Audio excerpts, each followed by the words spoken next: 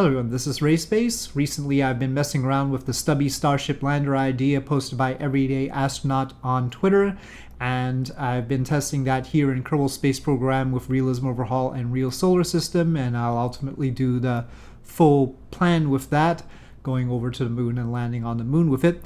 But I've been feeling a little bit guilty because I've been neglecting many other landers that I could be mangling. And one of those is, of course, the Blue Moon lander by Blue Origin. And I've already had an idea for how to modify this. Basically, the issue with this I've had is that without the bottom part is the lander cabin, which brings people down. But if you remove this, you also remove the engines, which are at the bottom of it. And well, that means that this part isn't very useful, and in that case, I can't really add some other payload to the bottom. This isn't really an appropriate payload, but I can't just slap something down here. I don't know what would be fitting for it.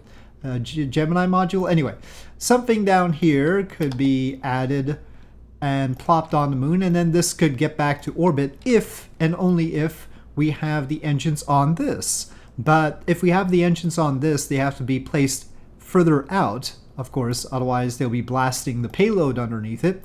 And if they're placed further out, that also means that if one fails, then you have to shut the other one opposite it off very quickly, otherwise the whole thing gets imbalanced. However, I have not felt that that is a sufficiently bad problem, and so I finally made my Blue Moon Mk3.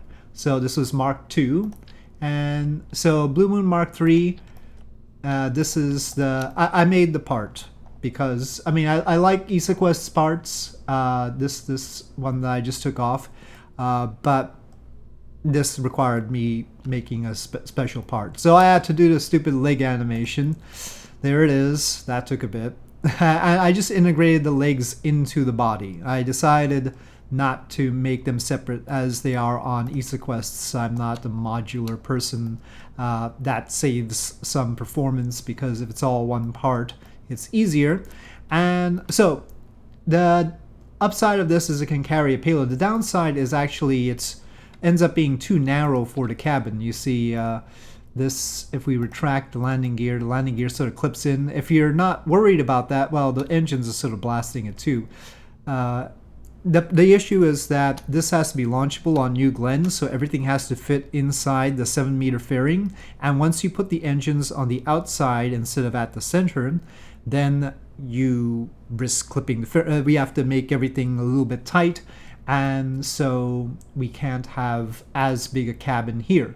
On the bright side, though, since we're not putting the engines here, even if we have a smaller cabin, it still gives them just as much space, right? Because otherwise the engines are taking up a lot of space, and the plumbing for the engines is taking up a lot of space. You don't need all that. Other downside, there's a whole lot going into this. Other downside is you can't have, on this cabin here, you have the docking port on it. It's right here. So really, this arrangement isn't very good for having crew, generally speaking, because maybe you can rotate it here, and then you could open the port door and dock there. But generally speaking, it's hard to dock when we've got all this stuff around with the cabin in this configuration. So that's why they're not doing it. But it works pretty well as a sky crane. If we're putting modules that aren't that cabin down, or we have a smaller cabin that's being used for, say, a base, so base modules we can plop down just fine. I'm taking a look to see if I've got my orange here. So what we've got here is basically what I used to call the orange. The orange is a vehicle that lands modules on the surface of the moon and then goes back to orbit. It gets fuel, of course, and then it also picks up another payload. So it'll have another payload attached there, and then it brings it down, and then eventually goes back up. How much can it carry? Well, we should check. The ports probably don't need to be that thick, but alright. So let's say there's just a straight up water tank. Not that we would need it, because you can drill for water on the moon. But, well, you can certainly fill up a water tank and overburden this. So we can't have it full of water. If we were very conservative... Okay, so to land we'll say that we need 2,600. Can we do that? Yeah, I think we can do this. We'll have to test it out. And for now, I'm going to see how the plumes are. We'll cheat it into orbit and check that. But we'll do the full up test soon. But without this, this certainly has enough. And so our payload capacity to the surface of the moon looks to be about 30 tons. So that's what we can do. But, of course, we have to figure out how to launch this. We can launch this first and then add this to it. And so it'll be 2 launches like that. Well, of course, we'll have the docking port with this. And this will just hang out with the New Glenn upper stage waiting while the lander docks to it. And we'll have to check whether it has enough margin for that. It's going to be a cozy docking trying to get it in there. But the diameter, max diameter I've got is 5 meters. I mean, technically we could probably push that a little bit, but let's not. Yep. So that's possible. Let me just cheat this into orbit and see that the RCS is all working. Now, this top part is not mine. This top part, you saw me put this on, but this is still ESAQuest's avionics. I will make a separate avionics part eventually. The rest of this is all one part. Okay, here we are. The bottom RCS, by the way, are on these cones. Oh, I should smooth that out.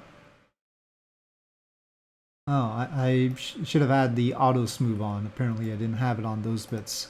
Okay, but otherwise it looks like this. You can notice there are these plates that are supposed to protect the payload from the thrust of the engines.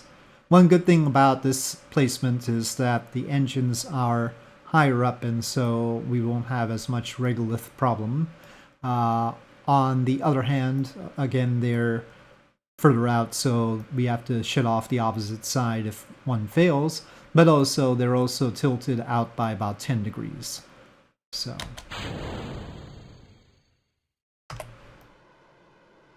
okay, those are working fine. Though the RCS effect that I have down here is a stock one, whereas the avionics bit at the top here is using a completely different effect.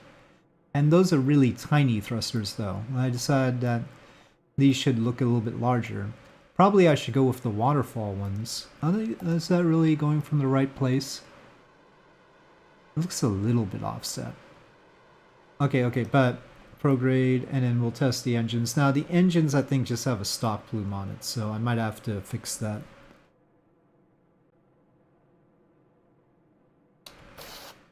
Yeah, it's just a stock one.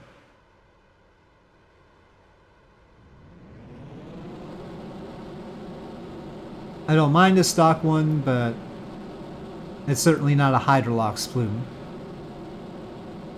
Like this, it has tons of delta V.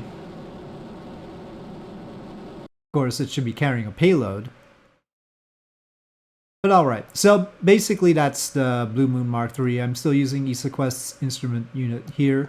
I'll make one, but I like it because it's got the lights too, and it's got all sorts of light options and has the deployable instruments. Yeah, I guess I'll have to remake that.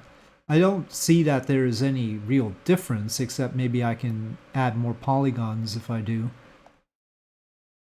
Anyway, so tell me what you think of the idea. Blue Moon Mk3, capable of plopping payloads on the moon like that.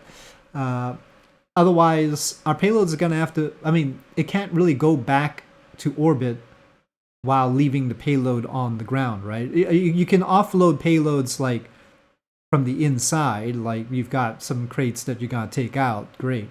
But it can't actually plop a module on the surface and then leave without having it be like this. So I figured this is useful. And once I make the avionics unit, I will add it to the pack with the Starship moon lander, the stubby starship. So you'll have the stubby starship and this, just to be fair, so that Blue Moon gets in on the action. So basically this is meant to be a alternative to my previous orange. The orange was sort of acting like this, but it was methane and oxygen, which meant that it was stouter, and it was actually orange shaped. It was shaped like a mandarin orange. And that had been useful to place especially the USI modules on the surface. And maybe now this is what I'll use, but I think the USI modules might not fit exactly right under there. I'll have to check. We might have to have the landing gear be longer, or I'll just probably have my own custom modules eventually. But yeah, so is blue the new orange is my intended title for the video. That is what it means. It means, is this going to replace the orange, the methane oxygen lander for deploying base modules on the moon? So with that, thank you for watching. I hope you enjoyed this video. If you did, please do press like. If you have any comments or suggestions, please leave them in the comment section below, and I'll see you next time.